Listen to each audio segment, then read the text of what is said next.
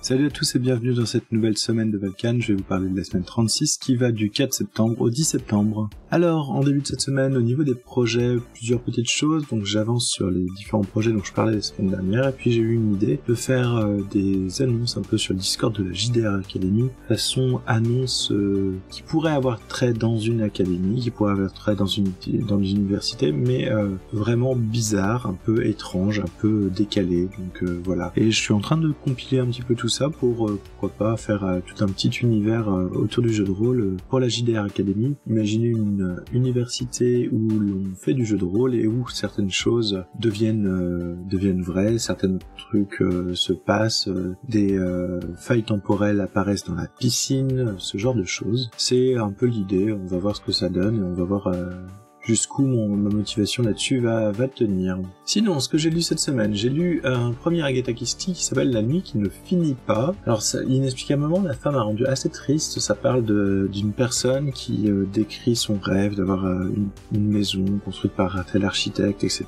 et qui, au fur et à mesure, va réussir à le réaliser, mais toujours comme si c'était du passé, comme si c'était quelque chose qui lui était arrivé de bien, mais que maintenant tout allait mal. Et la fin m'a vraiment touché.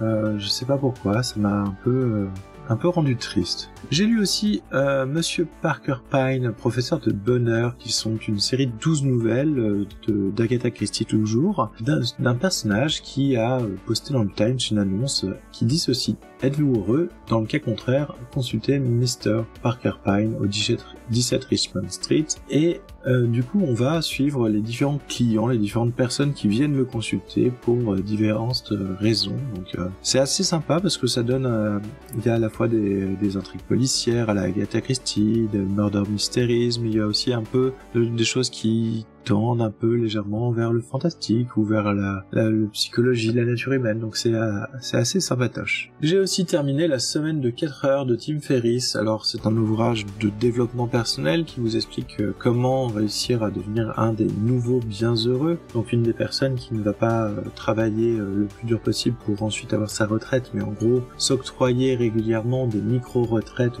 profiter de la vie tant qu'elle le peut. Il y a des côtés très intéressants, il y a des côtés très sympas qu'on aimerait mettre en œuvre, et il y a quand même un petit relent. Alors je sais pas s'il le fait exprès ou s'il le voit ou si c'est que moi qui craque là-dessus, mais il y a un petit relent d'air néocolonialisme dans le sens où une des façons dont il arrive à ne pas travailler, c'est de déléguer et en gros d'externaliser certaines tâches à d'autres personnes. Donc en gros, il est en train de dire que c'est pas la peine que vous travaillez 8 heures parce que vous pouvez payer quelqu'un, et là notamment il se paye des services de secrétariat et autres dans des pays comme l'Inde pour justement jouer avec la devise et le taux de change. Donc en gros, il est en train de dire ne travaillez pas 8 heures parce que vous pouvez payer 3 fois rien quelqu'un qui de toute façon va travailler 8 heures pour vous. Donc moi, il y a un côté quand même qui m'a un peu choqué là-dessus, même si il y a des aspects effectivement qui donnent envie, je veux dire, voilà, se dire que on peut peut-être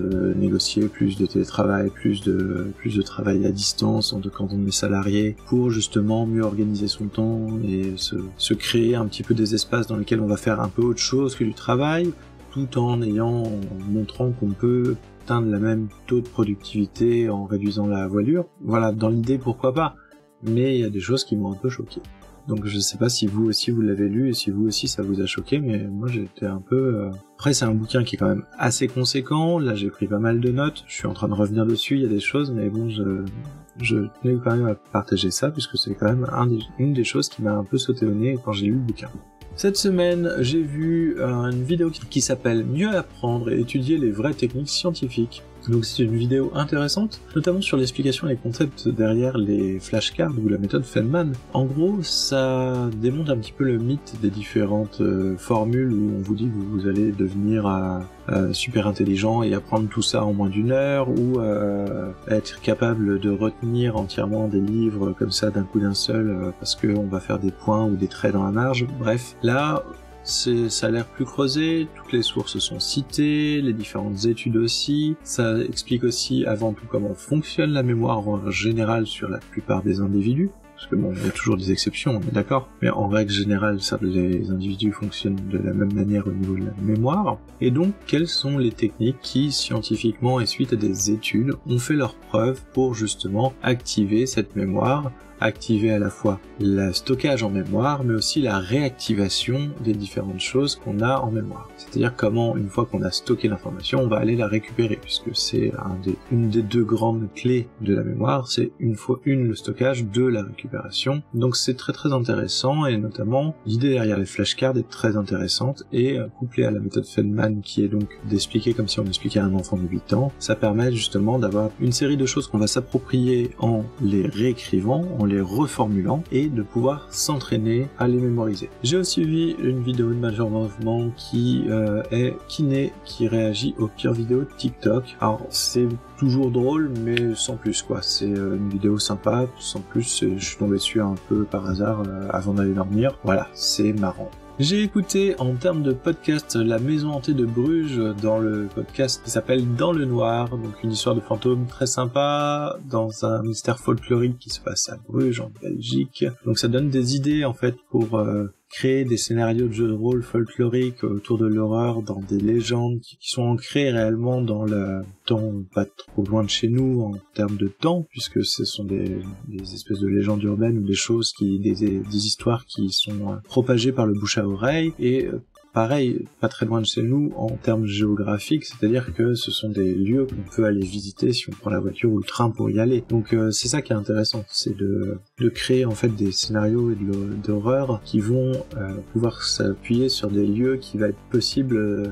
de visiter. En réduisant la distance géographique, tout de suite l'horreur paraît plus importante. J'ai écouté aussi La Conquête du Cheval, une révolution sur le podcast Carbone 14, donc toujours un très bon podcast Carbone 14, très sympa à écouter. Le travail fait pour retrouver l'origine du cheval à travers le monde et quand est-ce qu'il a été domestiqué est très très impressionnant. Ça fait appel à des techniques de pointe, de génétique et autres. Par contre, je ne sais plus du tout pourquoi j'avais téléchargé cet épisode à la base, donc j'ai écouté ça, mais sans vraiment en tirer grand-chose derrière. J'ai aussi écouté l'épisode de Tech Café sur l'interview de Mark Holler, le CEO de Infomaniac, donc très intéressant, notamment sur la place des différents acteurs du cloud, maintenant et il y a 10 ans, et les différents positionnements de ces acteurs, que ce soit au niveau du business, de l'environnement et ce genre de choses. Franchement, j'ai trouvé ça très enrichissant. J'ai aussi écouté Capture Mag, donc le podcast de la 3e partie sur Stanley Kubrick, et c'est très très cool parce que ce sont des passionnés de cinéma qui parlent de ça, et notamment qui parlent d'un film qui a fait couler de l'encre, voire du sang partout, c'est Shining, sachant que l'histoire autour du film est complètement dingue, qu'il y a des trucs qui partent dans tous les sens, et le fait d'avoir un épisode, donc